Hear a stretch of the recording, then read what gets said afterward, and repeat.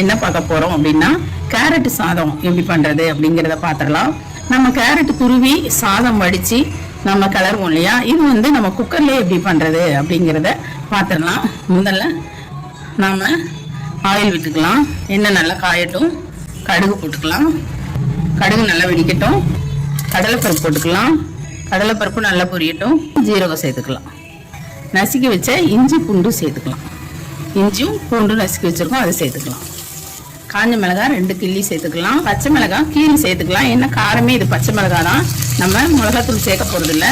அடுத்ததான் கருவேப்பிலை சேர்த்துக்கலாம். அடுத்ததான் வெங்காயம் சேர்த்துக்கலாம். அளவு உப்பு சேர்த்துக்கலாம். இப்போ இதை நல்லா ஃப்ரை பண்ணிடலாம். இப்போ நம்ம சால்ட்டு போட்டதுனால சீக்கிரம் ஃப்ரை ஆயிரும். இப்போ நம்ம துருவி வச்ச கேரட்டு சேர்த்துக்கலாம். இப்போ கேரட்டு சேர்த்துட்டோம், நல்லா ஃப்ரை பண்ணிடலாம். இப்போ நம்ம ரைஸ் கழுவிருக்கோம். இந்த நெய் போட்டு அப்படியே கலரி வச்சிடலாம். இப்போ அது ரெடி ஆனவுடனே ரைஸ் கலந்துடலாம். நல்லா கலரட்டும். இந்த ரைஸை நல்லா கழுவி இந்த நெய் போட்டு இதை ஒரு 10 நிமிஷம் அப்படியே ஊற விட்டுருங்க. அப்படியே மூடி போட்டு வச்சிட்டிங்கன்னா இந்த நெய் மணம் இந்த ரைஸோட அது ரொம்ப நல்லாயிருக்கும். இப்போ நம்ம கலந்து இல்லையா, அந்த ரைஸை சேர்த்துடலாம். இதுக்கு அந்த கீ போட்ட ரைஸ் தான் கொஞ்சம் ஸ்மெல்லோட நல்லாயிருக்கும். நம்ம சாப்பிடும்போது அந்த ஃப்ளேவர் ரொம்ப நல்லாயிருக்கும். இப்போ நல்லா கலந்து விட்டுறலாம். இப்போ நம்ம ரைஸ் சேர்த்துருக்கோம், நல்லா கலந்து விட்டுறலாம். இப்போ இதுக்கு தேவையான அளவு தண்ணி சேர்த்துடலாம். இப்போ தண்ணி 1க்கு 2 அப்படிங்கிற கணக்கில் தண்ணி வச்சுக்கலாம். அளந்து வச்ச தண்ணி சேர்த்தாச்சு. இப்போ இதோட கொத்தமல்லி இலைகளையும் சேர்த்துட்டு நம்ம மூடி போட்டுடலாம். அப்புறம் ரைஸ் ரெடியானோடனே நம்ம பார்க்கலாம். ஒரு விசில் விட்டுடலாம்.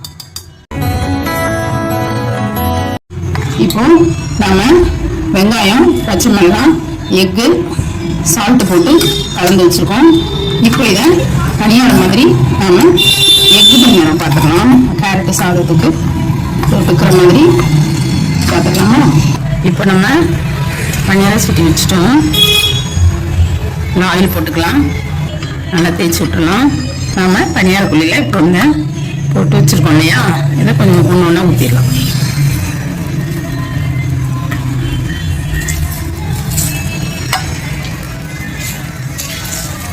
நம்ம இது கொஞ்சம் டிஃப்ரெண்ட்டாக செஞ்சுக்கலாம். நல்லா வேகட்டும். இப்போ நம்ம இதை திருப்பிடலாம். அழகாக வருது பாருங்கள்.